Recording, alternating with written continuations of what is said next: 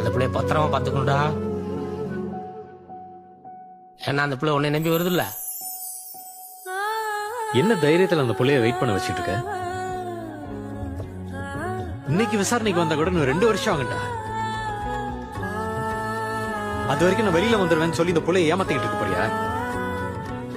இந்த விஷயம் மட்டும் உங்க மாமனுக்கு உங்க அப்பனுக்கு தெரிஞ்சுன்னு வச்சுக்க, கொல்லுவாங்க. அவ்வளவுதானே? சாகலாமா? நான் வருவேன் அதுவரை நினப்பு அதுக்காக காதலிச்சோம்.